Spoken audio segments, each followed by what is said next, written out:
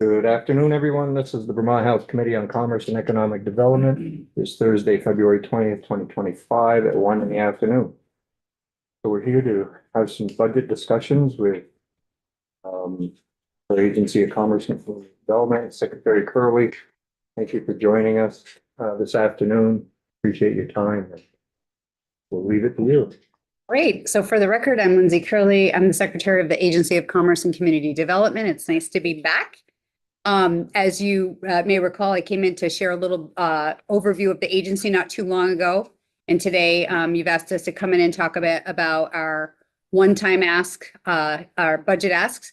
So I don't want to take up much time because I actually have the team here with me and I want to yield the floor to them. But I will be in the room if there are specific questions that you have of me. I'm going to stay around. But unless you have something at the start, I will turn it right over to Commissioner Goltz. Sound fair? Okay. Sure. All right. I think there was a slideshow. Did you? Thank you. Joan Goldstein, Commissioner of Department of Economic Development. Happy to be here. I haven't been in the committee room all session, so it's good to be here in person. Thanks for asking us back. Okay, here we are. Just a little bit about the department. Those of you I've been with for a number of years know this, but for some of the newer people, we're a department of 28 people, and that includes 5 limited service people. That was funded by ARPA.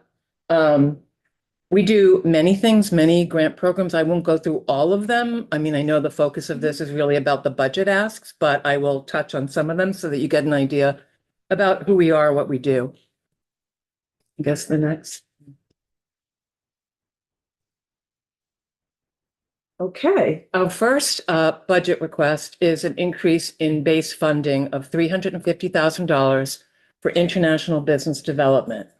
I might ask them to come up. Is your presentation included in this? It is, great. So I'll just move over and maybe could take a seat. Yeah, maybe open up that. This way we could get into more detail on international business development and why we're asking for this. Currently, Tim heads up the group and it involves STEP programming, which is federal programming to help businesses expand their footprint internationally. Usually it consists of grant programs to go to trade shows, translations, consultancies. I'll let you. Yeah, I mean, so basically, I mean, it's twofold. We're looking to bring in foreign direct investment. But we're also looking for new markets for our Vermont companies in the international space. So that being said, there's a lot to it. I mean, you have to do sometimes a lot of deep market research. A big part of it is, I mean, I guess I'll go back to my father's colloquialism. You can't catch fish unless you get your hook in the water. So we need to go and catch some fish. And we're competing against 49 other states and some other U.S. territories to actually bring in foreign direct investment into Vermont. So that being said, we have a great now experience of what we've done up in Canada with an in-market representative. And we know that we're going to have to go to other countries, certain places in the world where we think we can actually attract companies. Either we already have an existing cluster or we have an existing group of people that actually can help and bring that investment to Vermont. That being said, we're going to need people in those markets to help us find those people, reach those people, generate leads, but also make connections for our Vermont companies too in those markets. So the last 2 years or 2 to 3 years, we've gotten one-time money from you all to do the Canadian in-market representative, which has been enormously helpful. Without those consultants, we would actually be casting a wide net and maybe wasting time, right? Time that we don't have. And so they identify the businesses that are expanding and those that are most inclined to expand into the US. They either have a federal contract or want a federal contract. They're in the aerospace sector or food processing, renewable energy. And then those like 400 leads turn into 10 warmer leads, and then that turns into 4 that are actually looking for property here. So it's a long process, but it's one that makes sense to have in-market representation. We can't do it from here. And we want to expand that from Canada to Europe and to Asia because there is opportunity all over the world. It's exactly, yes. And So this would. I think you're on your second year, right, of from the third year of CDEP, which was, money that was appropriated last year was, it's we're on the first year of a 2-year cycle. okay, so one more year. It'll run out in November of 26. Okay. And then. So then what, if we. Oh, okay. We have one more, so we still have. Something happening in something Canada. happening as far as we're talking about Canada goes. Right. Now, we want to start, To expand to other parts of the Now- world. so this would be funding for. More or 2 years? Well, this is a base, so this would incorporate, Is this in the asking base funding? yes, this is 350,000 in base funding Okay. increase. It's no So- longer So it's not, one-time money. okay, and then it would incorporate the Canadian contract as well? Going forward, yes. Okay. I'm just trying to. Which we've basically worked out, we're at $75,000 a year with the Canadian. With Extra, or what, that's what we've worked out I guess cost our per year. relationship and realized that $75,000 a year provides us with what we're asking for. So we're out of them. So a year that, Yep, Is everything you're presenting in the governor's budget? Right? yes. Okay. Oh, yes, yes. I want to, I figured, I just Yeah. wanted to make sure. This is the only base funding increase ask that we have this year. Sorry, just to clarify, so the 350 that you're asking for the 16 expansion, would the majority of that would go to the Canadian in-market rep? And then would you use the remainder for, do you have targets in Europe and Asia specifically, or are you still kind of doing exploratory? we do have targets. I mean, we know there's certain shows or that attract folks that we want to meet with. Like say there's a huge Messe event in Germany that's very biomed. So we know that that's a place that we can go and try to attract biomed and biotech companies to this. So that there's some targets that we know where we can meet those European, but we do have Northern Europe, Scandinavia, UK, Ireland, Malaysia, Indonesia, Japan, Vietnam, or Vietnam. Those are like, Japan, Taiwan. So the we idea, have target, we do have target placed. so the hope is to eventually get in-market reps for each one of those market areas. Well, so it's not so much an in-market Regional. rep, it's more of a rep that we can hire for a certain, either a mission or more specific. So it's not hiring a full-time like we have in Canada. It's more, I'd say, we're going to this Messe, Hanover Messe event in Germany. And we now want to hire a rep to go find us targeted companies, not only for the companies that we're bringing there, but for the companies that are looking to actually expand in the US. So Okay, so it's dual. more project by project as opposed to hiring Correct. a European consultant to find. Yeah, because we don't know enough yet, right? So that's the reason for it. Yeah. And the Canadian, like I said, will still be running through that one-time money. But then when that's up, we would just utilize the base funding for Canada to continue the good work there.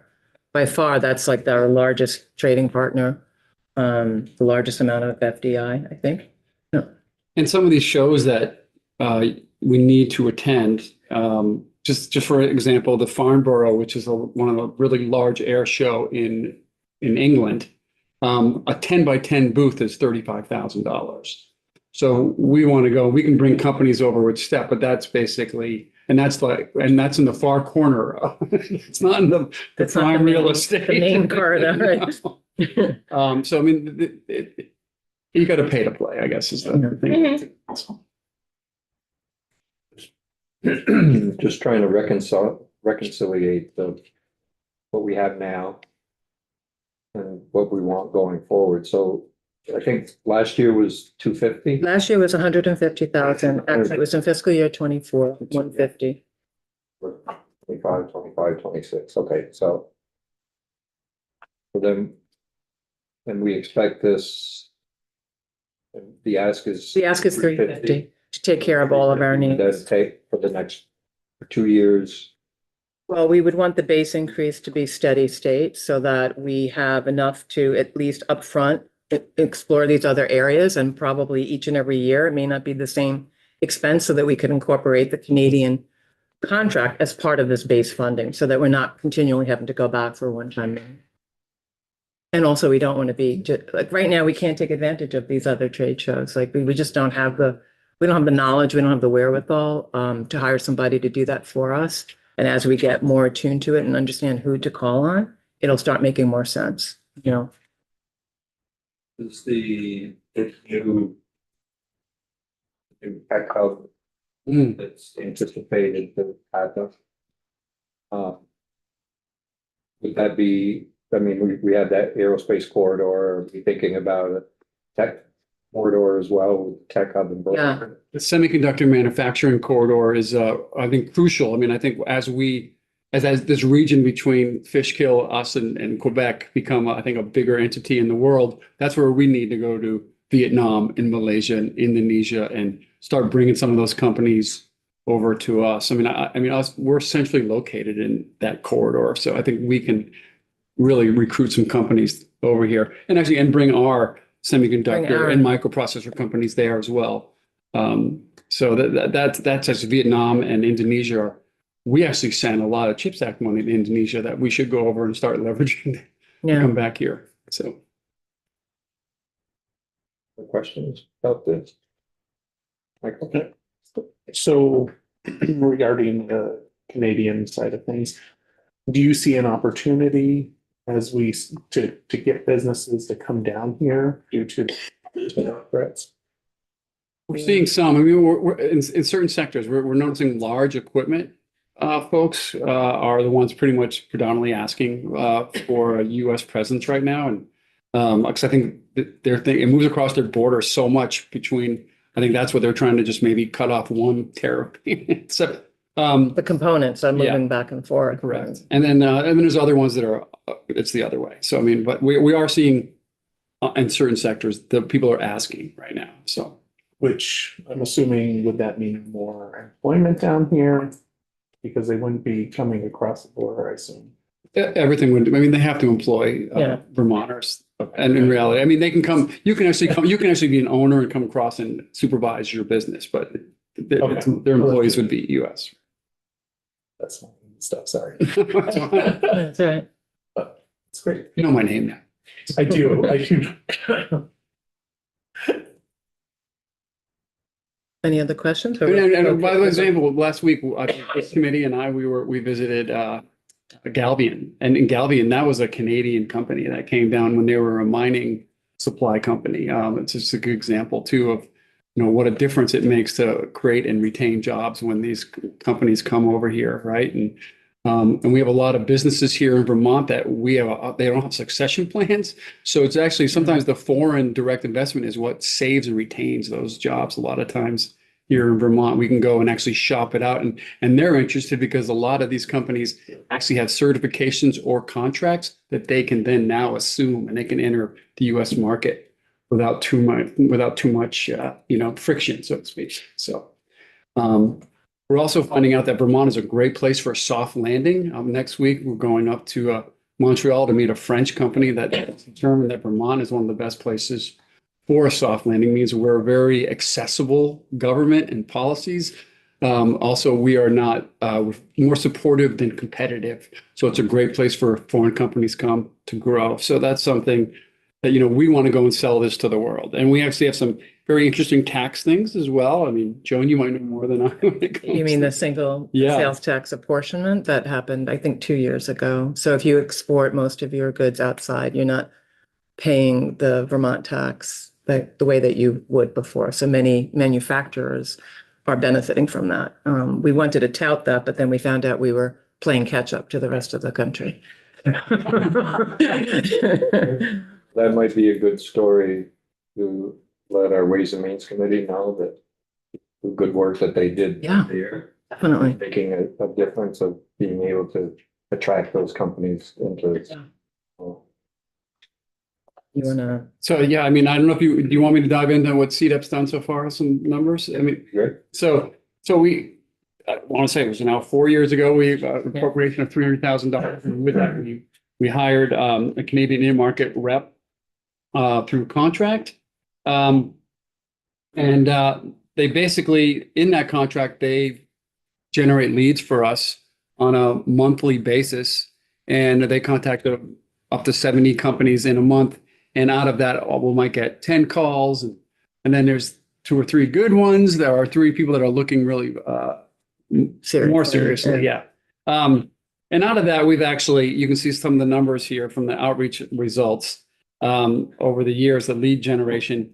But we have had 5 companies that have now moved and expanded. Sorry, we do not use move, we use expanded into Vermont from there. So I think it's been a great return on investment already. Some of these are small, but some of them are growing, and we're very happy that it's working out. And I think without having that lead generation from CDEP and that initial call, and a lot of times they really love the fact that we have a representative that is Quebecois or it's Speaks their Canadian, language, yes, and understands the commercial culture. And that just goes a long way. And they're also knowing they have the intimate view of a lot of these people and how they can work and whether they're a good fit for Vermont. We are not bringing Amazon to Vermont. It's never going to happen. We don't want it here. It's just not the right state. Amazon's not even looking. But we do know that we can get small to medium-sized enterprises to move here in a variety of factors. And obviously we have a lot of really, I'd say, supportive, which I think was most people find when they get here is that even their competitors actually are there to help them. And that Vermont has a unique culture that way. Yeah, so right now I have a company yesterday that called up Canadian company. They make tracked vehicles, basically vehicles that you see that power lines and put in poles in remote areas. And there's this very similar to what Track Inc. is like, but it's like smaller tracked vehicles. They're looking to come here, and they just called yesterday, and they want a certain size building, and then that's what I have the search out. And as you know, that's probably our biggest challenge is actually. It's a good problem, but we'd have a lack of facilities. So we don't have a lot of facilities sitting empty, which is, like I said, not a bad thing. But when it comes to people coming here, it's either finding the right buildings or finding the right partners. That's what we're doing now too, is sometimes we can find a partner here in Vermont that will actually help them get started. Like LaRue Equipment comes out of Sherbrooke, and they have a company in Barrie's actually helping them put on these industrial sized snow blowers. So now it's actually helping this company, and they get started. And as they grow, they can go look for a building and expand. And Melissa Bounty's out, helping them, looking for facilities. So, so currently right now I have 4 Canadian companies looking for certain size buildings. Some are looking for food grade ready buildings, which I'm discovering what are the criteria for that is. Shortage. And some of these folks are getting U.S. contracts, and that's why they're moving here more so than tariffs. If they get a U.S. contract, sometimes the contractor, the customers would like them to be here, but it's also easier for exporting and delivering. So some of them are just looking for not many employees, 10 to 15, but with some warehouse space and some assembly areas. And this food grade actually has a contract with United Airlines to make trade entrees. So they need to find something that's USDA food grade ready. And we're either looking at it or we're actually looking at places where they can build. But, building takes a little time here sometimes. So trying to do that, So I think actually having a platform is something here too, is that we need a platform that can actually go look through all available properties. It's something that doesn't really exist here in our state. We know who our commercial realtors are, but obviously not everything's listed, but there is software that can actually do that out there. And I think it's just something that's going to happen. We need to purchase to make it actually better for these people looking here, even in-state people. So, so we have people that expand too. So, but that's what unless you have anything Is that software included in this funding? Yes. What page? Anyone, I think, Behind on the slide. Okay, yeah, yeah, so we went overside already, okay. Not to call it out. it's my fault. All right. Yeah, yeah. Hazel's.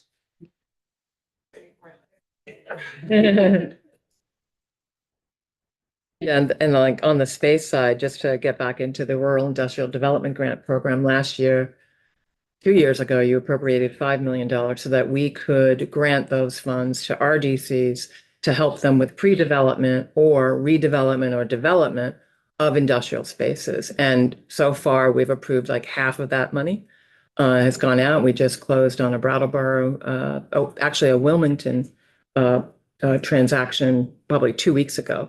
So we're very happy that that was like our first foray into that. But yeah, it's all to meet the need, not just of recruitment, but also expanding businesses. We didn't have adequate space. Was that Wilpad? Yes, Yeah, that was Wheelpad. Yeah, yeah, yeah, that's great. Okay, I think, so that's the request on the international division. Any other?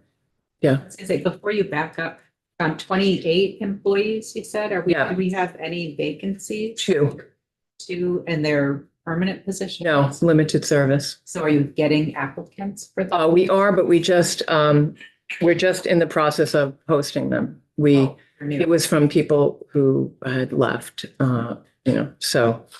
Yeah, I think there was a time period where there was a chokehold on new applicants. What's difficult now is that the ARPA period ends December 31st, 26. So we're, some people would rather look for a job that's going to go more than a year and a half. So that's what we're up against right now. That's why I was asking Yeah. about limited service. Yeah. because I know that that's Yeah, it's a tight job market. yeah, it's tough. Just more of a suggestion, anything you were talking about, commercial properties. Our real estate company, Prime MLS, has a commercial division. Have you thought of reaching out to Vermont Association of Realtors to get the data feed for that? This is Peter Tuckman, right? Peter. We could, yeah, that'd be Yeah. great, yeah. I mean, we had a database and some of the realtors would feed us the information, but it wasn't really updated. They didn't always tell us when something was no longer available. So we had difficulty, but there are other services, but we could check into We'd love that. that, that'd be Yeah. great. Yeah. Yeah, no, like I said, keeping track of the inventory on a statewide level is, And I know in Milton, our website has commercial property available. yeah. Oh, that's good. Yeah, I mean, that's what ends up happening. Tim Max to go out to all these different RDCs. Some of the RDCs know there's some stuff that wasn't listed, yet. There might be a property owner who may, sell for the right deal. It's sort of like All knowing, gone up, yeah, right? Yeah. what the scuttlebutt is, Yeah. right? That's, anyway. All right, I just have a quick question. You made a reference, Tim, to businesses that don't have succession plans. And I think, we all know that aging demographics we have, and I'm just curious if there's a way, do you have any kind of a way of tracking those businesses that are looking for succession, basically, or there's used sort of. Difficult. yeah, So, not really. I know that Vermont Employee Ownership Center works very closely with SBDC, the Small Business Development Center. The EOC used to hold, I don't know if they still do, but classes on succession planning. Yeah, And it was always hard to get attendance there because a lot of the people without the succession plan or the business is so small, they're working on their business. They don't have time to go to our well-meaning classes, right? And so, but I think it's a recurring theme. And what will happen, I think the reason why it came up in your presentation is that they'll look to sell. Well, right, you can see how that's a great then opportunity Yeah, for a foreign company coming yeah. in. because the retaining of the Definitely. jobs is that.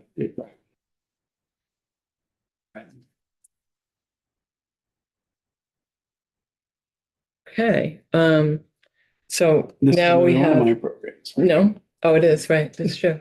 Sorry about that. So on the one-time asks, we have the Vermont Professionals of Color Network, and we have a one-time ask of $250,000. 2 years ago, we had the same ask of $250,000. They're coming to the end of that money source. And so we'd like to just extend that contract with them. They do technical assistance, they do workshops, they do outreach, they also do workforce development. So that is, It's the BIPOC Business Assistance and Workforce Development Grant or contract, basically. yeah. And Tim also works closely with Weiwei in the coordination of those details and reporting. We've had Weiwei come in a couple Right. of times already, just so. Is it a 1 year, a 2 year extension? This was a the Never- 250, I mean, it can go up for 2 years. It actually can go, I think right now they're on it's just when the money Runs out. runs out. And actually, I think their contract's done in April, so we're going to extend it just so it gets to July 1st and in case there's more funding in there. So it's basically as they invoice As they us. spend it Yeah. down. And it's been about 2 years though, so. Was there a discussion about putting it in the base? I think they've asked for base. I think this is all we could do this year. So, And we can do 5 years on a contract now. It's yeah. Any other questions? We'll go to the next is the Brownfields revitalization request. So we had historically before 2021, we would only get brownfields money through federal sources. It was either grant or loan. And there were some restrictions on that. You couldn't grant to for-profit as an example. You had a maximum of like 250,000 that you could, do to any one project. And some of these projects are coming in at millions of dollars for remediation. So 21 we started, and in total from 21, 22, 23, I think last year we didn't get any additional brownfields money, but there's been $21.8 million worth of project awards, but that has leveraged $380 million of other monies that are going in to redevelop these contaminated sites. The redevelopments, we at DED prioritize housing and job creation as the redevelopment purpose for the brownfields money. There's been 706 housing units and 831 jobs created. So our ask is to support additional funding, $2 million, again, one-time expenditure, which each year we keep calling it one-time expenditure, but that's what it is. And that'll help us with the pipeline of projects that we know of that are already enrolled in BRELA and will be coming ready to do their redevelopment. So far, there have been 42 projects, which I think is a great number of, it's a great number of work. It's been a really successful program, I have to say. The before and after, which I don't think we have in this presentation, but you might have seen, maybe you did see before, yeah. Projects all over the state, and typically a private developer will run away from it because the amount of time it takes to do this, the amount of time it takes to remediate, it's expensive, lengthy, and it's got some risk, even though we limit the risk to the new innocent purchaser. These are still really tough projects. So that's a $2 million one time. Do you have a sense of what the current site count is? Sites, I guess 42 projects are the sites. Or how many are left? Oh, in total? Or- Okay. Yeah. So, You're still working on it. yeah, so I think there are hundreds that are enrolled in BRELA, but even beyond that, there are sites that aren't even enrolled in BRELA. And BRELA is the limited liability program I was just speaking of. And so there are some sites that are just in the A&R. If you go to A&R, there's a database of sites database, and I don't know, thousands. It's every day. incredible how much underutilized and unused property is out there that needs to be cleaned up. And we're just doing a piece of it, but it's been incredibly helpful. I mean, it's a process. Like somebody is interested in a site, they go, they see it's contaminated. Okay, great. They sign up for this limited liability program. Then they have to go through a process of characterizing what's in the soil or what's in the air. And then they go through this corrective action plan process based on the redevelopment plan for that site. and it's gonna cost X, and the costs have just gone skyrocketed, you know? And plus we're finding PFAS everywhere. One project in Rutland went from like a $600,000 cost to $5 million.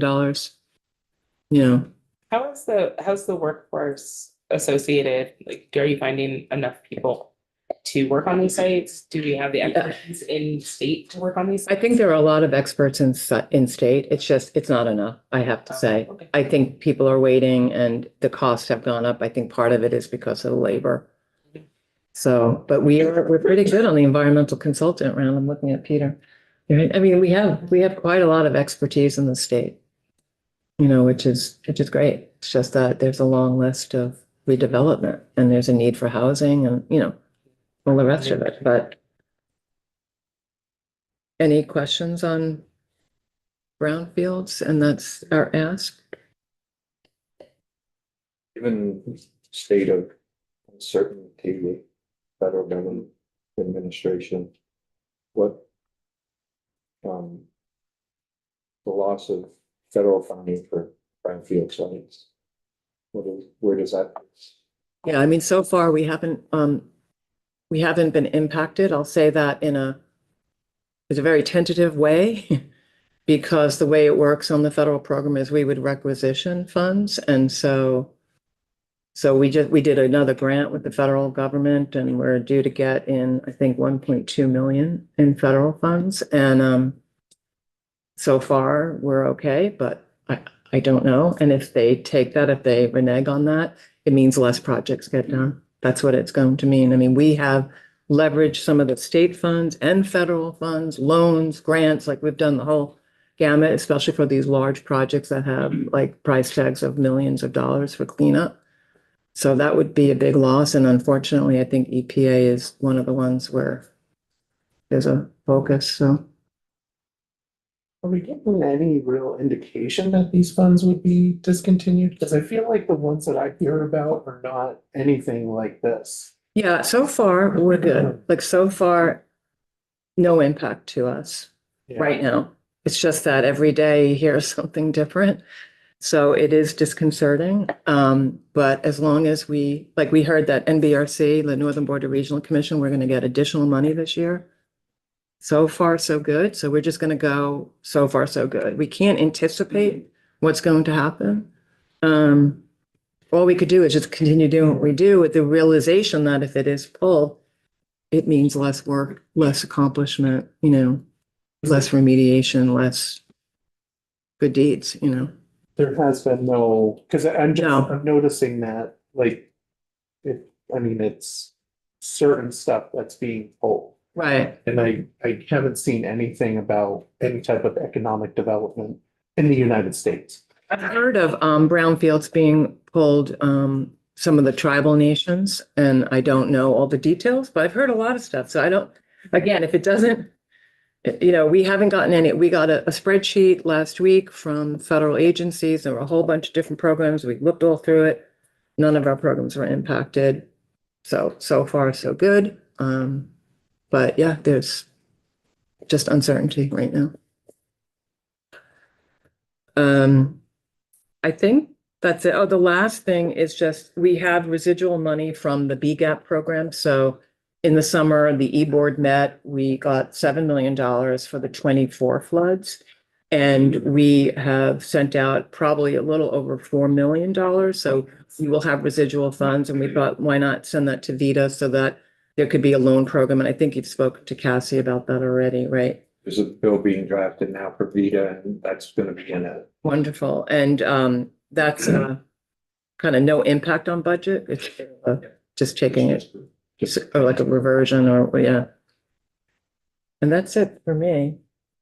Unless you have other questions, want to know anything else about what we do or. Questions for Joan? Do you have the opportunity? Oh, thank you. Thank you.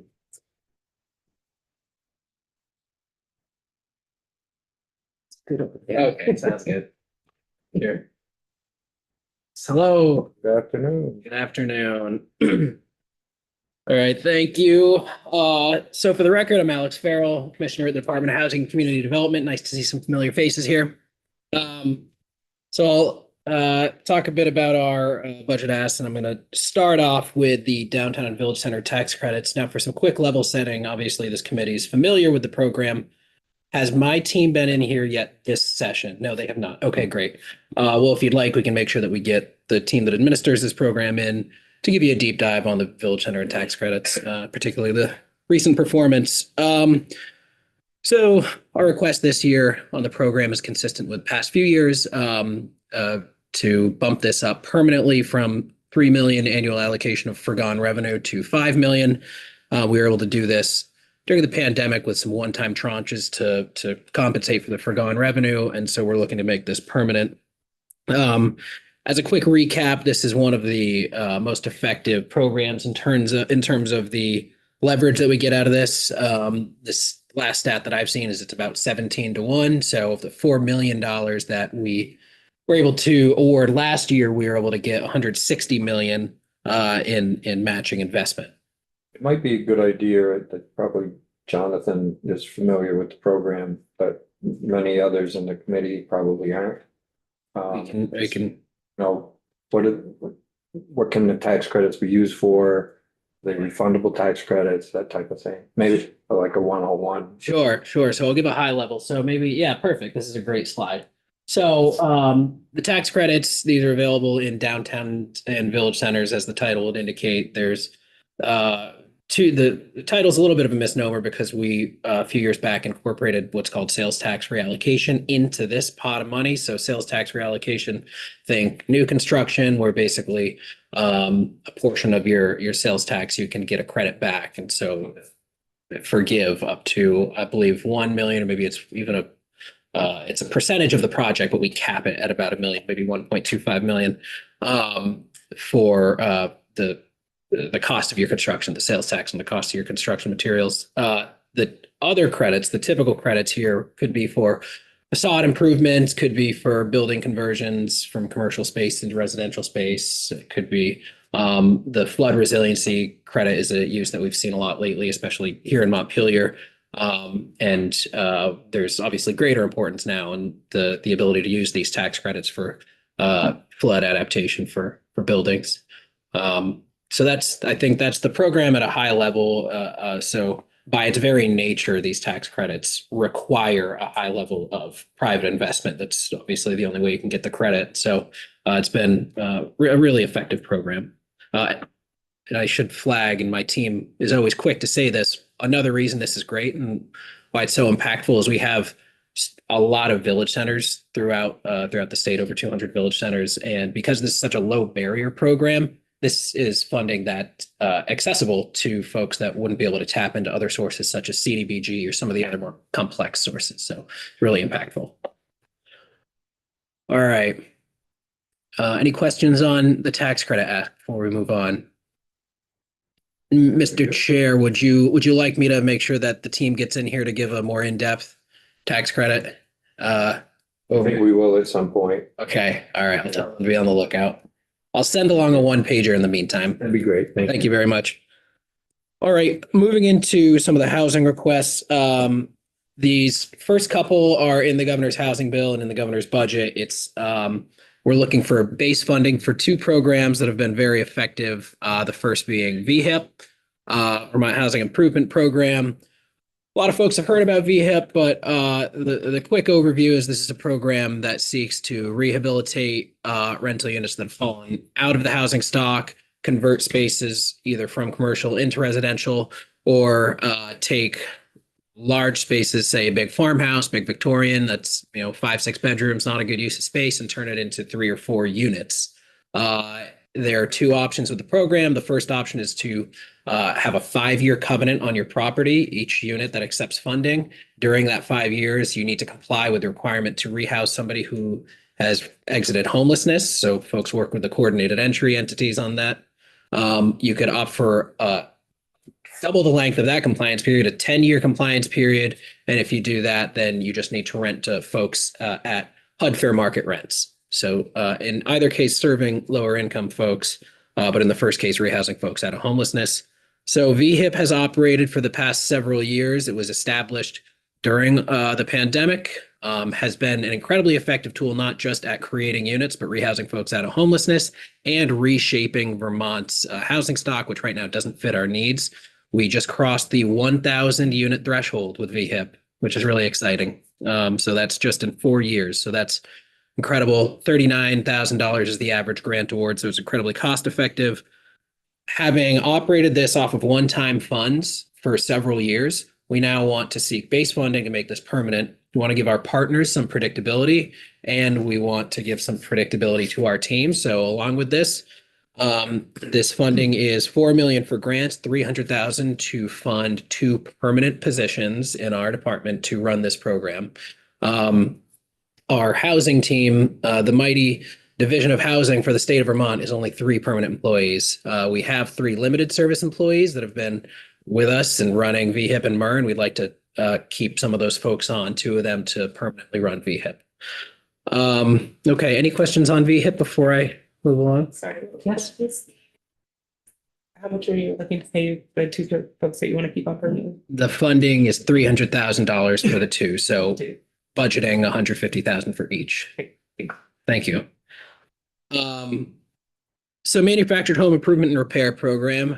MER, this is a program focused on our manufactured home communities. This is funding to help repair units in the parks, as well as infrastructure upgrades and other upgrades in the parks. It can also be used to expand, so create new lots in the parks. There's a lot of economic viability issues in our mobile home parks right now. The cost to operate them, and especially given the fact that we've neglected our parks for many decades, is making it really hard for a lot of parks to stay open. So these are helping to make sure folks can expand, improve, maintain viability, and also keep the homes safe and healthy. So we're trying to prevent these precariously housed folks in some cases from falling into homelessness. So we're looking upstream from homelessness with this.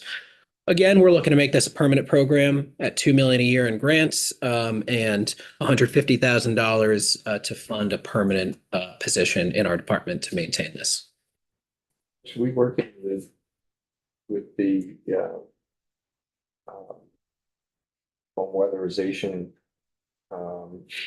agents that, you know, our designated agencies around the state? We're working with them also to, I mean, a lot of the older mobile homes are energy efficient. We try to bring them up to energy efficiency, or is it worth the money? You know, No, that's a really good question. So the answer is yes. So what we try to do in these cases, there's always a funding stack. I should say the same goes for VHIP units. We always ask to put together a funding stack. In the case of older units, so we have a committee that when there's a tough call on a unit, do we invest the 15 grand to keep this thing online, keep them housed, or are we better off helping them with some of our other programs to just go buy a new unit? It's going to be energy efficient, safer for longer.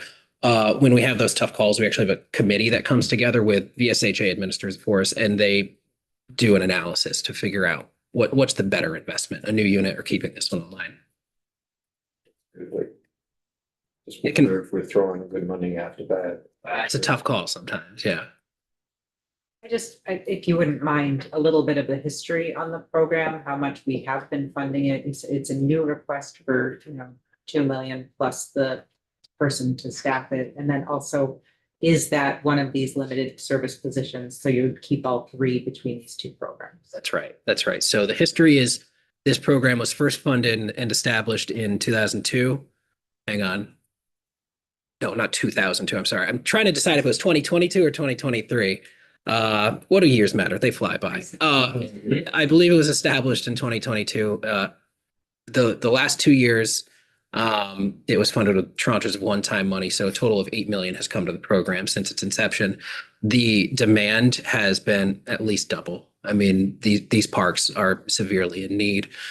What's ideal about the base funding, again, is predictability, but also we have parks with great infrastructure needs. So just to give you an example, there's a flood impacted park up in the Lyndonville area.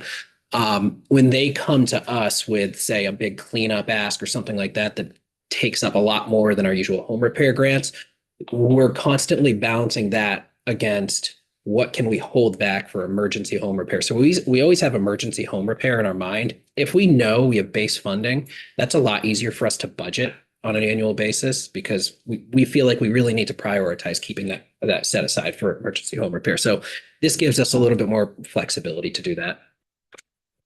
Were these both ARPA funded? They were. That's exactly right. Yes. Thank you. I should say last year got 2 million of state general funds. And at the outset, you mentioned this was program was sort of maintenance that we hadn't been doing things, and I'm just curious: is any of this public infrastructure that requires maintenance? Or is this deferred maintenance on the behalf of a public entity that wasn't doing what maintaining things, or are we mostly in the private ownership? So it's a good question. So we will only fund the parks themselves. So they're for profit or a private owner or a co-op. But it gets a little nuanced though, because oftentimes if there's a connection into the public system, and so that's what's creating the issue. And we have had parks where, say there was a leak that could be disputed. Is it the municipality who needs to fix this? Is it the park? The park is the eligible entity. So at the end of the day, we're trying to fix the root cause. What I'll say is if the municipality's infrastructure is the issue, there are other sources we can tap into and say, either go to CDBG, go to, A&R's clean water funds. We just try to stretch the dollars as much as we can. Oh, I should mention we pair this up as much as we can with Healthy Homes from A&R. And that has actually provided a nice complement to make sure that the water systems in these parks are upgraded as well. Okay. Would any of the parks eligible for any of the water, wastewater funding that A&R has? In some cases, so aside from Healthy Homes, I'd say if a park is on a municipal system, it could benefit from some of the clean water state revolving funds. If they're on their own system. If they've got a private septic system, which a lot of them do, this is probably one of their better bets. Though A&R may also have sources I'd have to check. All right. So I'm going to get into some of the new requests, the one-time requests that are in the governor's bill and the governor's budget. So I'm going to start out with an infrastructure request program that we designed in partnership with the Agency of Natural Resources and the Vermont Bond Bank. But the Vermont Infrastructure Sustainability Fund is what we're calling it. VISF doesn't make for a very glamorous acronym, but the goal here is to serve as a state fund's complement to other funding sources that exist. So, Mr. Chair, you referenced A&R's state revolving funds and some of those sources. There are also federal sources. The goal here is to provide a more flexible source that is going to be, again, low interest rates for municipalities so that they can get the capital to do these improvements. With another twist, this source needs to specifically be tied to housing unit production. So municipality would need to demonstrate that this will directly result in units, either because it's part of a project where infrastructure needs to go into a parcel. That could be water, wastewater infrastructure, could be transportation infrastructure such as roads or sidewalks. But it does need to directly tie either to a project or unit generation. So that could also be, say, a line extension or something else that a municipality needs in order to generate units.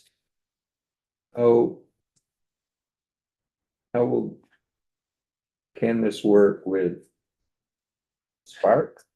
Absolutely. There we go. Oh my gosh. Apparently it lit a fire over there.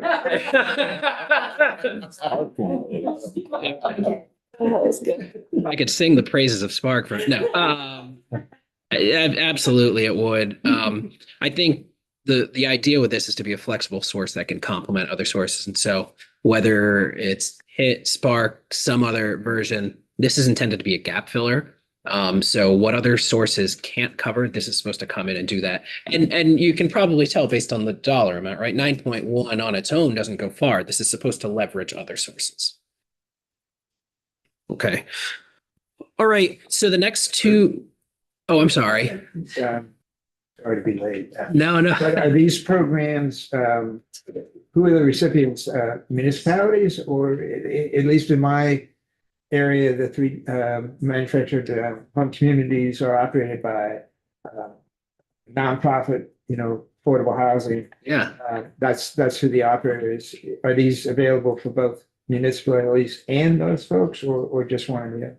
Yeah, no, that's a great question. So I should back up a little bit. So MER, the Manufactured Housing Improvement and Repair Program, the eligible applicant is the park owner, whether it's a nonprofit park owner, for-profit, or a lot of our parks in Vermont are actually co-ops. VISF, Vermont Infrastructure, or what are we calling it? Yeah, that's right. I had it right. Infrastructure Sustainability Fund. See, I'm working on it. Those will be low interest loans to municipalities. So it's going to run through the Vermont Bond Bank. And we're still working on exactly what the program design will be, but what we're contemplating is a certain delayed repayment schedule so that as the grand list benefits come online, then the repayment can begin. Again, it's trying to keep that interest rate low, especially for smaller communities that have a hard time getting other financing. How difficult is the application administration for something like that, especially when we're talking about small municipalities? Yeah, Take that on. No, it's a great question. The goal is to be very low barrier with VISF. Part of the reason we're trying to target these smaller municipalities is because we know some of the federal funding can be more complex and there's a lot of compliance with, say, the state revolving funds. So we're trying to make this manageable. Michael Gahn could probably go into more details in what his vision is, but we're all in alignment, us, A&R, and the bond bank, in making sure that this is accessible for rural communities. I should, I guess, caveat that I recognize that certain members of the legislature will ask us, what do you mean rural? There, I was just in Roxbury, 700 people. It's a very small town, so I recognize they might have a harder time accessing this than Bristol. Can I just add, Alex is doing an amazing job explaining this, but just with a little bit more context if it's helpful. As Alex said, there's a lot of federal and, programs that run through like A&R to help with some of the infrastructure, AOT. But what we were hearing was communities that had potential for housing development where we wanted it, but it sat just outside of where the federal programs would, bring the infrastructure to. And it was there, the developer isn't necessarily going to absorb that. If the municipality could, build that out, then it would be like pretty quick to get that really much needed housing unit online. And so really what it was we were consistently hearing this gap. And so we needed something, and again, it's not a ton of money, but what we will do is always look for the federal source first, the other sources that we can tap into. And this is going to be sort of the last resort. But again, to your point, we want to keep it simple. And because it's general fund, we can create what that application looks like. And then the bond bank is, the person helping us. It's Alex will talk about the next program, but we rely on these partners that do a lot of the heavy lifting and the administering for us. So, we hope it's supported. We know that the need is there, and this is a gap that we're trying to fill so we can help bring these much needed units online. It's a way to sort of do a smaller subsidy than some of the bigger subsidies we do in housing. That's a great point, Secretary Curley. We're looking for sort of impact with the dollars here, and there's a recognition that these infrastructure investments can go a long way in creating far more units with a few $100,000 or $1 million than some of our direct subsidies. And we're trying to complement with all those investments, but this could go a long way for a lot of communities. Is the intent that this thing grows some legs and gets put into play for a number of years for it to be a revolving fund type setup? Exactly. It will be a revolving fund. So the objective will be to contribute to it over time, starting with this tranche. Which Secretary Curley does tee us up well for the discussion of the next two one-time asks. So there is a recognition, as we've been surveying developers across the state, that because our municipalities frankly are tapped. They aren't able to do the types of infrastructure investments they were able to do decades ago, where they could bring in the streets, the water and wastewater infrastructure into a parcel and then turn it over to the developer, recognizing that they'll get the benefit of the grand list growth. Our municipalities don't have that capacity right now fiscally. And so our projects have taken this on in a lot of cases. What that has meant is we have a long list of projects that are waiting to get up off the ground, but they need to get past that initial infrastructure investment. And so VISF is one way that we're trying to get at that. The next two programs are another way in the short term, while these infrastructure investments play out. We're trying to go directly at that to get these projects that lift they need to get moving. And so when I refer to these projects, think of Prospect Heights and Barry, think of, if folks have heard, from Severance Park up in Colchester. These are hundreds of units designed for these projects that are permitted, approved, ready to go, but the infrastructure investment is so significant that they just can't get to unit number one first. So the first VHFA program that I'll talk about is the Middle Income Homeownership Development Program. This has been another program that VHFA has operated with one-time funding. For the first funding it received was ARPA funding in the HOME Act, and it was incredibly successful. This targets obviously home ownership opportunities. It provides a subsidy to the developer to help bring the cost down to the buyer. It also provides a subsidy, especially in many cases, on a sliding scale to the home buyer based on their income. The income ranges it targets are between 60% of the area median income up to 150% of the area median income. So again, the middle income, a swath of the workforce that we often aren't able to subsidize housing for with our other programs, particularly federal programs, and trying to take pressure off of the rental housing market by helping create more middle income home ownership opportunities. So we're seeking $15 million in one time. And this is a program where a portion of it can revolve back. Not as much as the next program that I'll talk about, but a portion of it can based on the buyer. So the first program is a brand new program and we don't have language on it yet, right? On how we're talking about having a low barrier to use it, but is it a rulemaking? The infrastructure sustainability fund, there is language in I guess so. The administration did provide language in our bill. I believe we're still waiting on Ledge Council to get so while we have provided language, I think technically there's not a bill number yet. Okay. But that's right. Middle income is a program that we have already on the books. We'd just like to continue funding it because it's working. Exactly. Great. And just as we go through the rest of the programs, if you could just hit those notes for us too. Thank you. I will. Thank you. Yes. All right. Any other questions on middle income homeownership development? Okay. So this next slide, I'll talk about that program's twin at VHFA. Again, another program that has been established, again, with one-time funding in 2024. It's geared again towards middle income rental. So it's the rental revolving loan fund at VHFA, targeting the same income levels, but just subsidized housing. These are low interest loans to the developer. And these are all loans. And so all of these do revolve back into the program. The demand far exceeded the last tranche of money that they received. So this would help to clear up a lot of the queue that they had from their applications.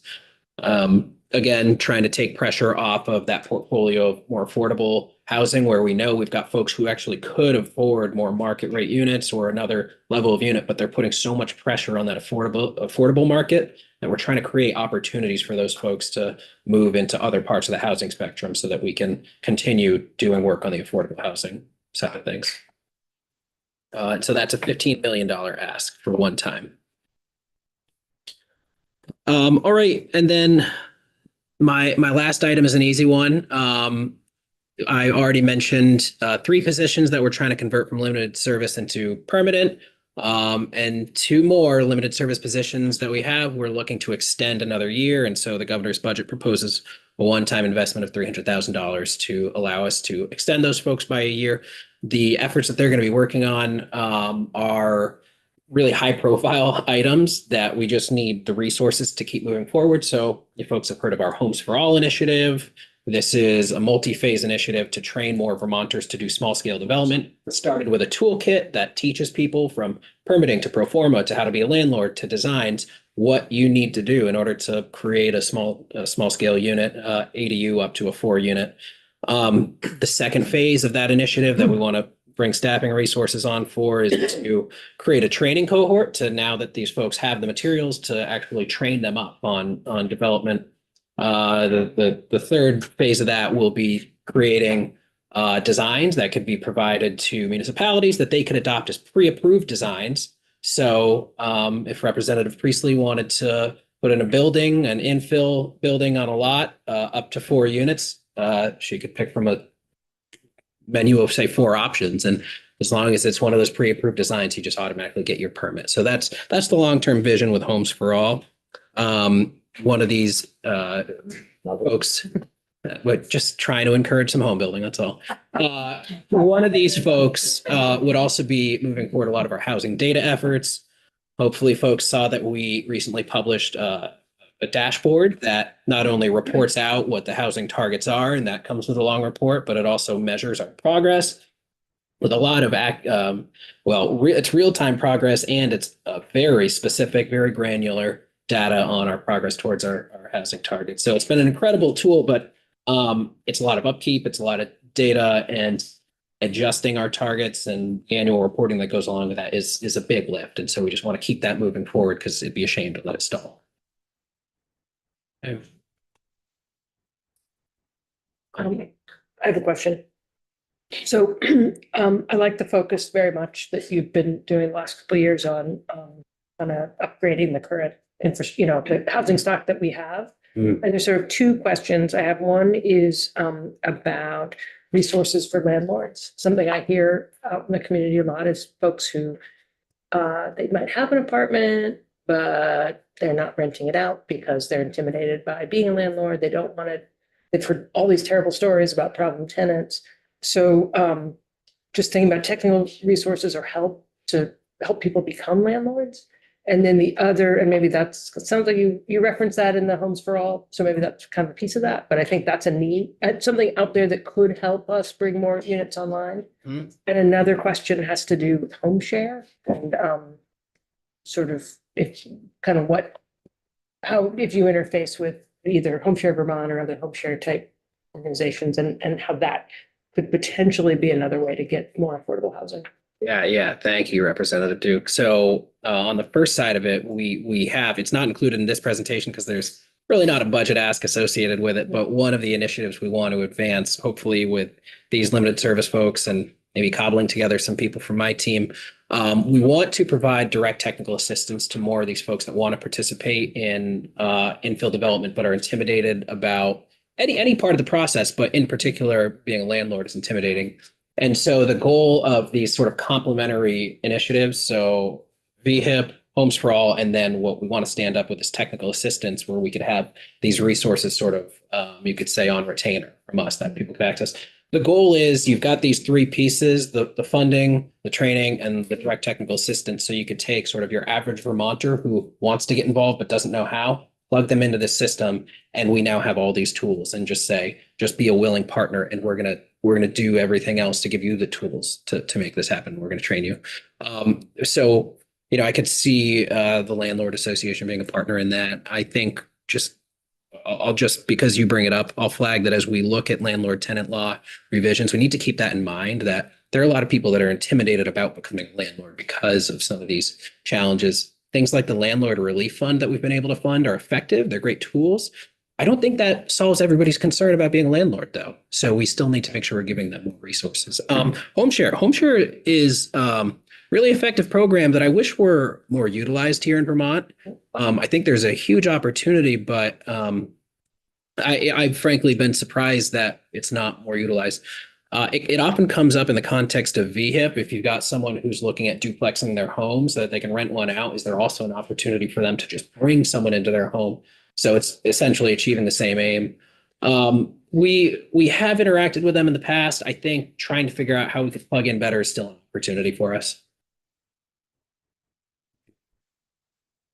So starting with every day we're in here, somebody comes in and says housing would help us with our economic development, right? So we are all every day have at least once a day have that conversation. So I'm excited to see all of this, all of these resources being poured into more housing. And I'm interested in, we were talking about these programs that have wait lists and that are, wait list is the wrong word, but have more interest than we have the funding for. And I'm curious to know, do you have a map of those areas? Is it in our more industrial, it's not the right word, but in our more populated areas maybe? Or is it, is that not something that anybody's really tracking right now?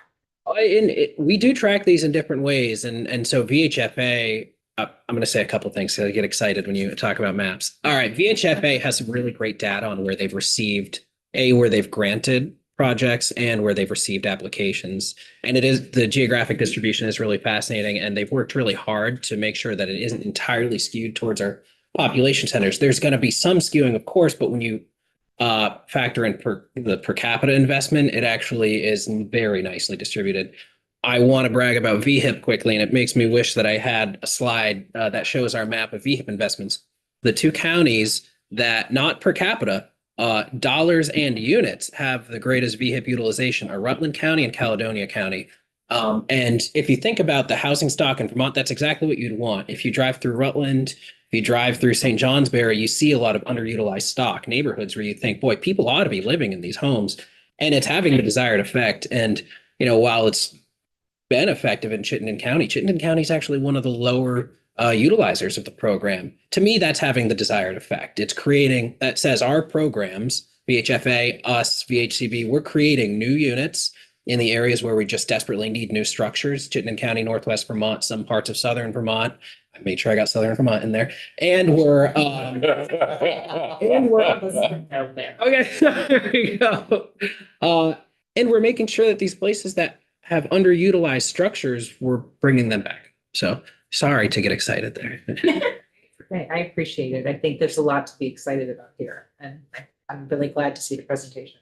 Thank you. I'll be sure to send around one pagers for everybody and all the programs I mentioned. Alex, any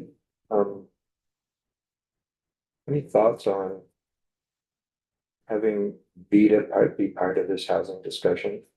I think there's a real role for VITA. I think what we've done in the past with, say, senior housing has been really effective, where VHFA gets sort of the first right? The first look at it. And if for whatever reason VHFA doesn't feel like it fits into their portfolio, can't fit into their underwriting, then they could pass it off to VITA. I think there's an opportunity to do that more broadly. I think having that conversation with both VITA and VHFA is important. But the reason I'm quick to say yes is because we need to basically bring every tool at our disposal. Let's stay tuned next week with VITA bills coming out. What? What was the new funding package that was supposed to be easier to access? Yes. Yeah, There we go. Yeah. it doesn't stick in the mind. It's not your fault. But you were saying that may not necessarily be great for smaller communities of like 600 or so, but a lot of the communities I represent are kind of those 600 member communities that have larger infrastructure concerns that they can't get funded because they're not big enough. Are we thinking about even though they are kind of like low priority build areas, they still have a lot of maintenance for the houses that are there? Do we have products that are available for them? So I guess I should caveat my previous statement. To me, I intend to design, or I intend with our partners to design VISF so that it is accessible to anyone. Even, again, I was in Roxbury, so Roxbury's on my mind. I'm thinking about how to help those small communities. So I would like to think we can provide funding through VISF to them. But I'm trying to be sensitive to concerns that I've heard from legislators that even very, very minor applications can be a hurdle because you still need even a part-time staff person to fill out the application. So the way we're trying to engage in this conversation is in the broader context of the rural TA discussion, and our department is actually leading or a lead on that study with UVM. And what can we do more broadly to just help these rural communities tap into all of these funding sources? Because if we try to do this on a one-by-one basis, program by program, we're still cutting off these rural communities from accessing a whole swath of funding that we want them to be able to access. So to me, it's part of a bigger discussion. We can't look at it program by program. So I think that effort is really going to yield us some better answers. I hope that's a helpful response. Thank you. Okay, thank you. And I can't let you go, I'm sorry. Full staff, any vacancies? I don't, 47, how are you doing? looking to see if Dan's, of course, Dan's not here. We are fully staffed. Yes. When we have vacancies, they last for a very, very short time. Yes, thank you. The questions? Okay, thank you, Lindsay. Thank you, Joan. Thank you, and we would love the opportunity when this comes, so we'll talk about SPURT, and I do think it would, address some of your concerns about those small regional, rural communities, rural communities, so. Yeah. I just couldn't help but put a little plug in. Please.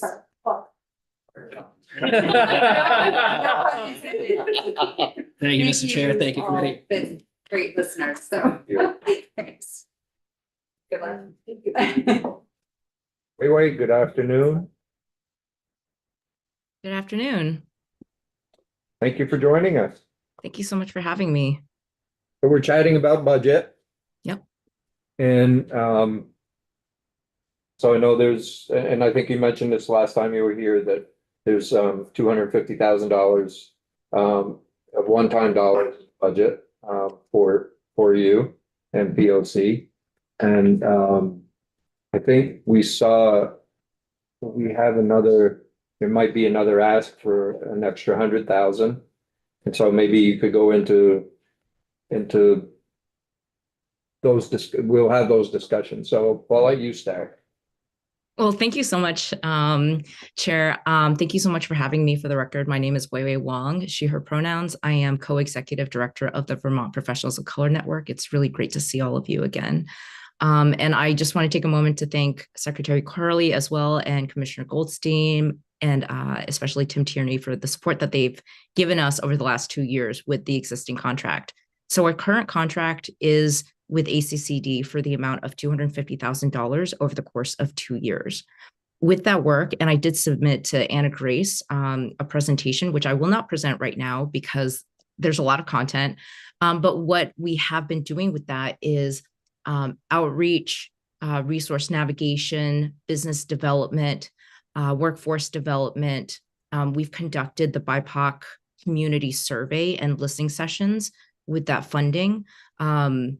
So we've done quite a bit. If you look at the presentation that I've submitted, there are a lot of figures in there. And what I think you all should know is that in the first year of our contract, the 2023 floods happened. So a lot of the work that we were doing with businesses was around flooding. And so because we wanted to make sure we had enough of this funding for the $250,000 over the 2 years, that we could sustain the work that we wanted to do, we actually were able to get supplemental funding from the Vermont Community Foundation specifically to support flood recovery efforts. That was in the amount of approximately $65,000. And so this additional $1,000 or $100,000 ask is to support the business technical assistance to make sure that we can maintain the efforts that we have been working on since May of 2023, because that VCF funding ended actually at the beginning of December of last year. So right now we're kind of actually essentially giving away services for free because we want to make sure that that service is consistent, it's maintained, because there are so many members. I have the number of 71 businesses that we've supported over the course of May through as of today. with efforts around making sure that they have the information that they need, supporting on loans and grant applications. To date, in terms of resource navigation, and I don't know all of the figures, but something to know is with the $35,000 that we allocated towards resource navigation, we were able to help businesses secure $200,000 or more over the course of this time. So that's for every dollar that we put into resource navigation, one of our businesses received $5 back. So we are seeing the ROI in what we are doing. And that $200,000 is just an estimate. Not everybody gets back to us about what loans or grants they have received. So those are the instances that we know that they have secured opportunities. And that is ongoing as well. So really this additional $100,000 is for a one-time ask for 1 year, because we need that support around technical assistance. Without it, we would have to decrease our service. Right now, we're serving approximately 35 businesses per year. That's an estimate. We're receiving 3 to 4 new requests every single month on top of the businesses that we're maintaining and supporting. And those are new requests or by new businesses. Some of these businesses that we've supported, they're making new requests on a regular basis. So we don't track that as a new intake.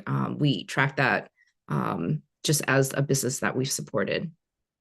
And then the other $50,000 would then go into resource navigation, because we do see a lot of support needed, especially around navigating state departments and state resources. Something that I've encountered, not just with the BIPOC business community, but the business community as a whole, and even some of my counterparts, is not knowing what state resources are available. Vermont Saves, the incredible work that the Department of Labor is doing around career and employment guidance, or for employer guidance. So those are all free services that the state offers that a lot of people don't know about. And those are the opportunities that we want to be searching out and making sure that we're highlighting for the community that we're serving, not just business, but also professional. Questions? I'm happy to take any questions. I don't think there is any. I think you did a really good job. Oh, okay. I mean, I wanted to make time for my colleagues who are present. So I know that there's some folks after me, but I'm very happy. My contact information is in the presentation that I've submitted. So very happy to come in again and to present anything. Chair Marcotte, I do have data around the survey that we conducted, and we're still analyzing that. So would definitely like to share that with you, although it's not published in public yet. So happy to submit it directly to you if you want to take a look at those numbers. Yeah, that would be great. We're gonna work Wednesday, put our letter together to appropriations on our recommendations, and I think any type of data that you have, that when we go down to present to them, that we can show them, the good works that you're doing and the outcomes that we're seeing from it. Absolutely. Thank you. And some of that data is within the presentation I've submitted, but I didn't put the 5-to-1 figures in there. So I'll definitely make sure to submit something in addition for you. That'd be great. Great. Thank you, Wei Wei. Thank you so much for your time. Have a great afternoon. You too. Thank you. Good night.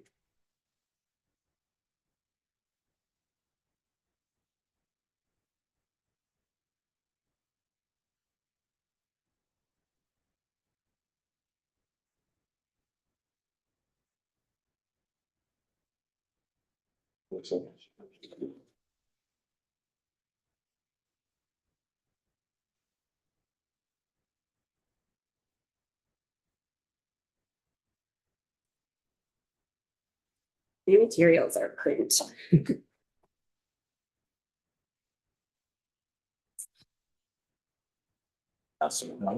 Thank you.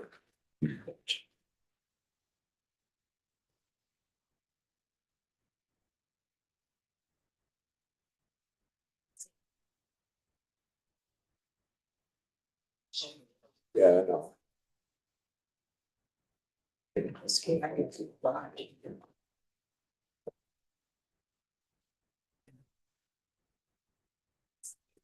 Yeah, okay.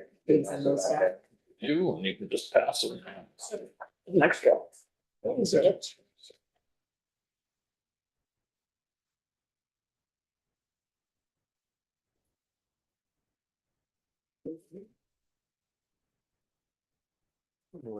Thank you. Thank you so much for having me, Chair Marcotte and House Commerce Committee. My name is Melissa Bounty, and I'm the Executive Director of Central Vermont Economic Development Corporation, one of the 12 RDCs of Vermont. And I am coming in to ask for a renewal of the Small Business Technical Assistance Exchange Program. So this is a program that's been run in some form 3 times previously. It was created by the RDCs of Vermont, originally called RevTo, Restart Vermont Technical Assistance, as a COVID response program. So the first round of the program took federal COVID relief dollars and granted them out in a very quick 6-week timeline to businesses that were impacted by COVID. A classic example would be a business that had no website, COVID hit, they had to get a website quickly, and they didn't have budget to do it. Then we modified the program through a partnership with the SBA called the Community Navigator Pilot Program. We used some community development block grant funding for that version of it, expanded the program, changed it a little bit. The final 3rd round of the program was in the fiscal year 24. That was funded by the general fund, and that's the model that we'd like to continue. So this model takes 6 in-house navigators at the RDCs and utilizes those navigators to connect small business owners with funding for projects that have a transformative impact on the business. So these projects are not that expensive. The average is $3,400. We have over 200 vetted vendors, service providers. And in basic, this is a small business who has probably done every single thing themselves and is probably not an expert as much as they need to be in marketing, CPA, legal, some kind of service that they need in order to grow, add their first employees, grow their market share. Some aspect of growth is limited by the fact that they are doing everything as the small business owner. So the navigator at the RDC helps coach the business into using this one-time grant in a way that is a good learning experience for them. And they walk away from that experience knowing, maybe with a proper chart of accounts and QuickBooks that's been set up for them. And now they know how to enter their bookkeeping details in a more accurate way. Maybe they have a set of legal contracts that now they can use for rental properties when before they didn't have those legal contracts. So we're significantly oversubscribed. We had 183 spots in the last version of this program. We had over 700 applications for those spots. So we know there's a great demand for this program. And this book is some of our success stories from all around the state. These are all small businesses, often family owned, different stages of development. And every single project, we wound up doing 209 projects. So we surpassed the goal of funding 183. And we also did 6 workshops. So we were able to also pull out some common threads of things that people could learn in a group environment. The vendors are really incredible. These are all in-state Vermont businesses that provide professional services. And the goal is that the navigator at the RDC office is helping the business form a lasting relationship with a local professional and keeping in mind different factors that the business might want. Someone that understands lending from a religious background, how that might be different. We really try to work with the business owners who have fears about working with an outside professional and help them get more comfortable with that by supporting them. We deal with a lot of people who have never looked at 3 quotes from 3 vendors and compared them, who don't have a network to call to ask for support. So this program attempts to respond to a mandate to the RDCs to make sure that we're offering viable tools for small businesses as well as for larger businesses. And it was funded out of the general fund in fiscal year 24, and we are looking to redeploy the program as it was done in fiscal year 24. Set amount. It is $1.25 million. And that funded 209 projects. And there were over 500 involved businesses because there would be a service provider business who's in Vermont who's receiving the funding. And then the grant recipient business is receiving the service.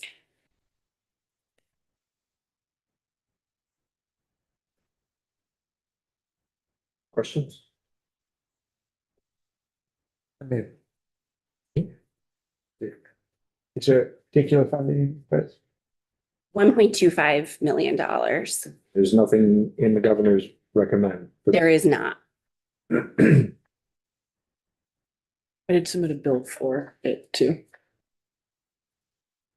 Submitted a bill to get some of the 1.2. Just, well, yeah, just repeating the. Yeah. Anyway.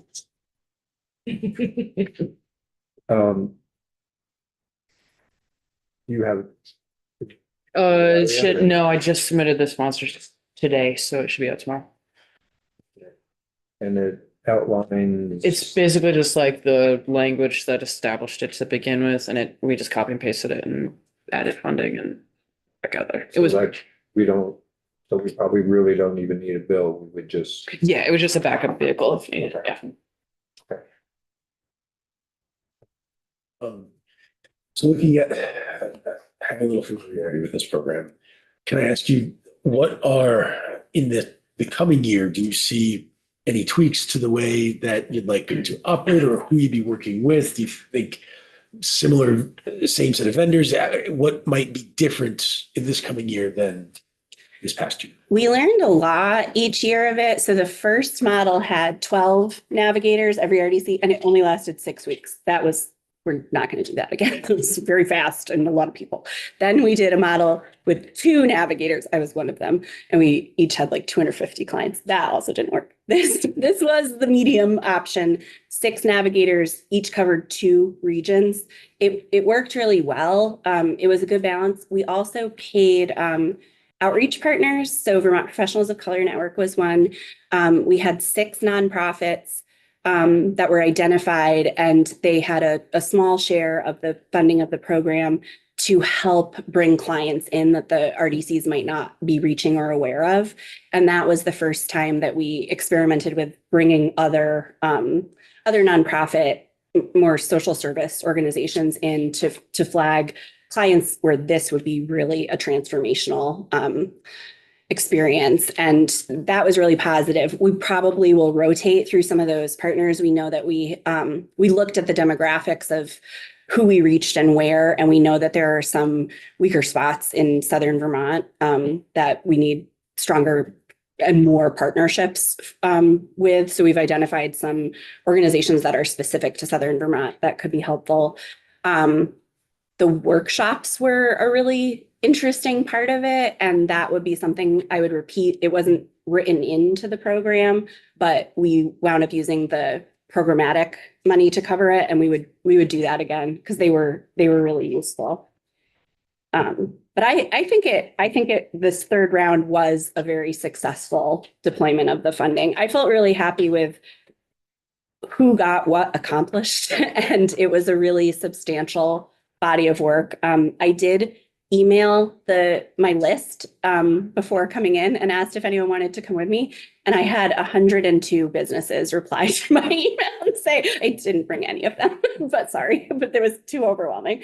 But it was very positive. And we were hearing from both the service providers and the recipient businesses, like, please bring this program back. For vendors, it allowed them to show a small business who is doing everything by themselves what they can give as a website provider or a legal counsel.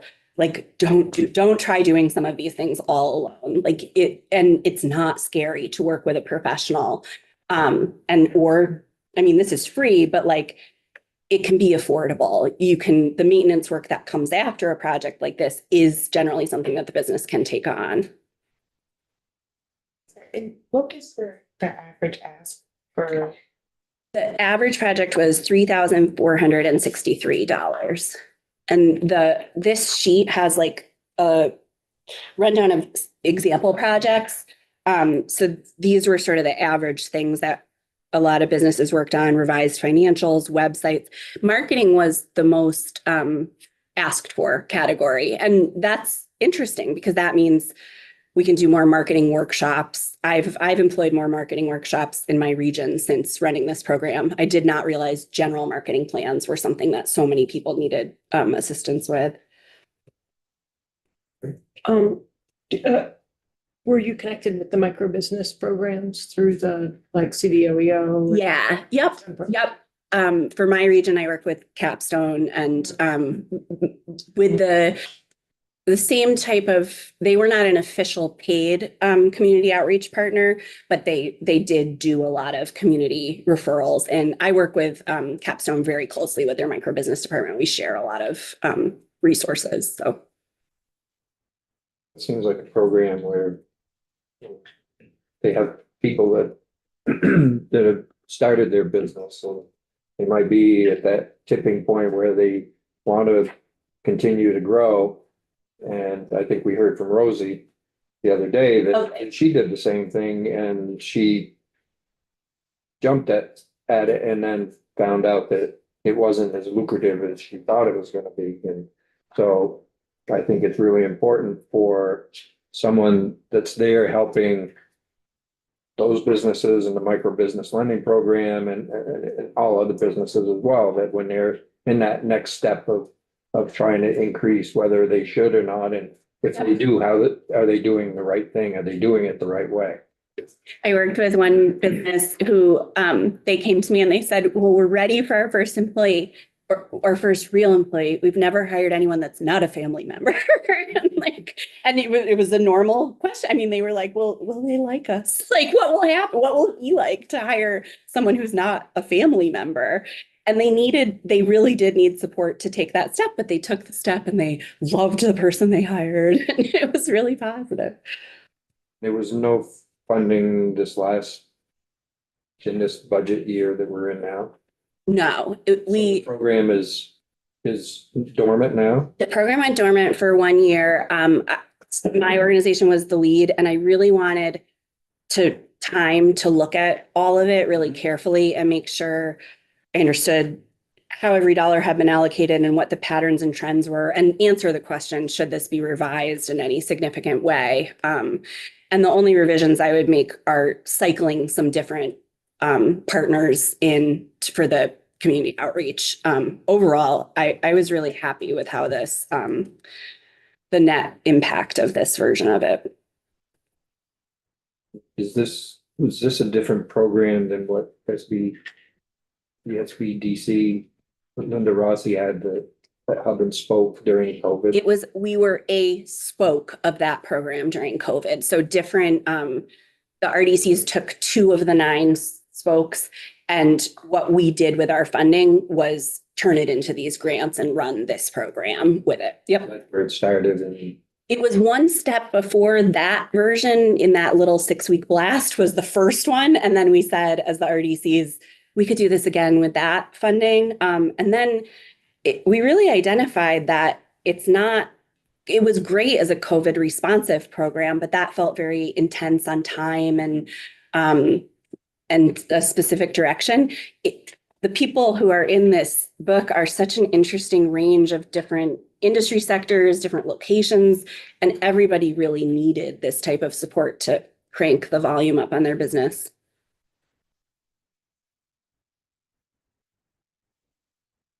Lisa, thank you. Thank you.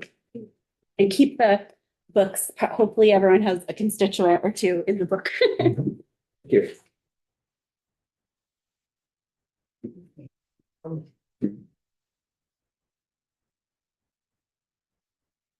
May I bring up my colleague at the same time? The chair there. Good afternoon. For the record, my name is Peter Gregory, Executive Director of Two Rivers Ottaquechee Regional Commission, headquartered in Woodstock, New Fairview, Windsor, and Orange counties. And this is Thomas J. Kennedy, Director of Community Development at the Mount Escutney Regional Commission. So we're It's here. actually the third. The third. No, write that down. So we're here to briefly go over some of the things that we talked about in the letter that we've submitted to the committee. I'm going to talk about the three that are in the governor's budget that we just support, and then Tom will be talking about brownfields, which does vary from what the governor has proposed. So we are funded, as many of you know, through the property transfer tax that was raised back in 1988 for planning. The governor has us in the budget for 7.7 million and change. That includes a 3% increase, which other state agencies got. So we are appreciative of that and support that appropriation ourselves and ask that you do as well. That supports all of our work, including work with communities and with state agencies and helping implement Act 181, the Housing Act 250 reform bill last year, all of the things that we're enabled to do under statutes we do with that funding. That funding is state funding, as you know, and it also helps us leverage the federal funding that is available. So we use that to leverage other projects and funding for our community. The next item on our letter was the $3 million that the Agency of Administration put in for MTAP, the Municipal Technical Assistance Program that started last year.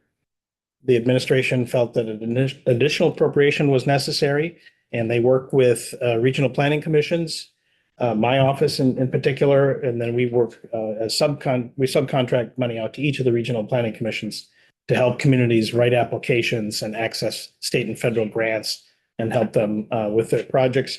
Not exactly sure how the agency intends to divvy up that 3 million. I think about another 1.3 million might go to the regional planning commissions to fund projects that were not funded in the first round. So there's need beyond what the initial funding could accommodate. But beyond that, the agency has a number of partners that they fund for similar assistance, but a different nuance to it. So I would suggest you have Doug Farnham come in and talk about that at some point. Do you have the numbers of how this helped communities access grants and dollars from federal dollars or wherever they were looking for money, ARPA dollars or whatever? Well, we do reporting on a monthly basis, accumulate all the work that the regional planning commissions do, and then they funnel that up to the agency. So they keep a master list of the number of communities touched, number of projects worked on, number of successes. But again, there are a number of partners, including the Vermont Council on Rural Development, Preservation Trust, BHCB's READY program, to name a few. So I'm sorry, I don't have those figures in total, but they do. But some of these dollars were sent to the READY program as well. Or Yes, funded their work to yeah. Okay. Yeah. I thought they had. They do, but I think it was We're in above. yeah, it was buttressed, Okay. plussed up.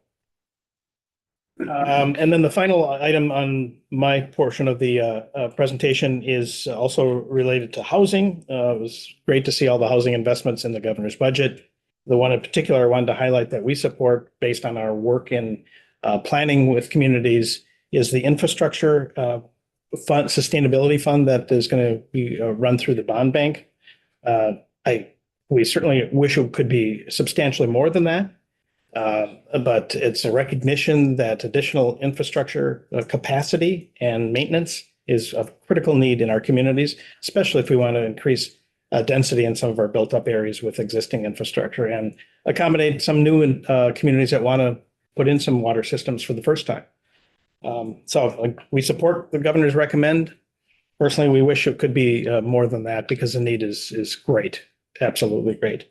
I will note on the infrastructure piece here that we are working with the bond bank, the regional planning commission's arm, on helping to assess small municipal water systems around the state.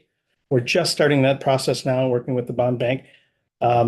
As Michael, the director at the bond bank, has indicated to us, many of those systems are struggling. They're not investing in their systems. They're not, raising rates necessary to provide capital reserve for improvements and repairs. Record keeping is less than ideal. And they're run by volunteers in many cases or people that have been doing it for many, many years. So we hope to assess where those systems are at and then provide the assistance they need, whether it's bookkeeping or capital planning or whatever, record keeping to help them. So answer any questions you have on that, those three. Otherwise, happy to turn it over to Bert. So the water system improvement, where does that fall in to the lines, budget lines you're talking about? That was money that was appropriated last year, I believe, through DEC, Department of Environmental Conservation. And then they granted, I think, about $6 million in total to the bond bank for that program. And it could have been ARPA funds. That's the original source for those funds. But it's not in this year's budget. I just wanted to mention that because of the nexus with infrastructure and this new program. And if a municipality had an interest in that, who would they contact? The Regional Planning Commission. Yeah, absolutely. It's just now kicking off. Question? Peter, thank you. Thank you. Good afternoon. As Peter said, I'm Tom Kennedy, Director of Community Development, Mount Escutney. Over the last 3 years, through the efforts of this committee, you've been funding brownfields funding, both for cleanup and for assessment. I provided Anna Grace with a chart, and I don't know if you folks got it. Looks like this. So let me just start by saying that we feel that the governor's recommend is woefully inadequate as far as continuing with our brownfields program. I also serve on the state committee composed of a regional planning commission member, regional development corporation, folks from the Department of Environmental Conservation, and we review all the grant applications for brownfield cleanup in their grants. And what happens is that many applicants are doing is they're using grant funds and loan funds. But if you look at this chart that I sent out, you can see starting in FY 22-23, the regional planning commissions have been getting $1 million a year from the Agency of Commerce, and then it is then reallocated. So we're administering this program. It's then reallocated to the participating regional planning commissions. But we have spent all the money from FY 22-23. We spent pretty much all the money from FY 24, and as of FY 25, we have about half of the money remaining, and that is all the funding that we have left.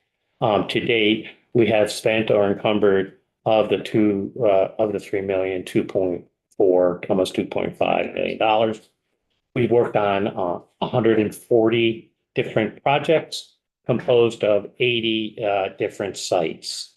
There was questions asked earlier about EPA funding, and we all of the EPA assessment funds that regional planning commissions have gotten is either been spent, encumbered, or is about to be encumbered. We just earlier this week, we had applied for $4 million in assessment funds for our regional planning commission. And the Environmental Protection Agency said that we should have heard by now that there is a hold on those funds. So they're not hearing anything out of Washington yet. The other concern that we have is whether or not those funds, for instance, we receive funding for our revolving loan fund in FY 24. We have approximately $1 million or $1.5 million left. They could claw that money back, or we could try to invoice for it and they won't pay for it. So it's unclear at this point what is going on. if you look at the bottom of my chart, I did a very unscientific survey of regional planning commissions to get an idea of how much is needed for brownfield cleanup. And again, I got about 2/3 of the regional planning commission. This is just regional planning commissions. These aren't projects that the Agency of Commerce may have or the Department of Environmental Conservation has. There may be some duplication, but they're going to be different. And there's a $47.5 million need out there. And these are projects that are going through the assessment or they have a corrective action plan. So there's a tremendous need. The Agency of Commerce present grant funds, my understanding is that we have less than $500,000 remaining. And I think they have like $4 million in applications that they're gonna request. So again, the governor's proposal it just won't meet the need. The other thing, in the Senate Economic Development Committee has asked me this, and I'll get you that information, but these funds are vital if we want to do housing and we want to be doing housings in our downtown. Pretty much if you're going to work in a downtown or in a village center or whatever, you're going to run into some form of contamination. And developers do not want to either take the risk or the added expense of cleaning up the site beforehand. So we either have we use regional development corporations to purchase the property, do the cleanup, and then we sell the property to the developer. So we have a nonprofit or a municipality will keep the property and we go forward like that. There's still a lot of assessment work that needs to be done. In the past with the Agency of Commerce, which you've done in the past, Agency of Commerce, we've got an allocation of $2 million, and what they did, they allocated it to the regional planning commissions in $1 million chunks over our fiscal year. So that's what that's our ask here. So regional planning commissions, regional development corporation are very aggressive in trying to get federal funds. Until the change of administration, we've been very successful in getting EPA funds, but as of right now, the spigot has been shut off. Whether it's temporary or not, we don't know.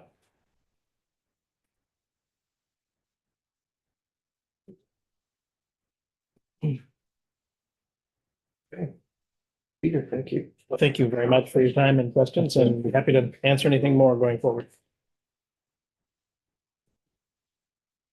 Did a great job too, got us done already. I think y'all great stand up. Okay, committee, I think that's gonna be a wrap for today. We're back at 8:45 tomorrow morning, get the market there. On the floor and discussions tomorrow, so I think we can go out live.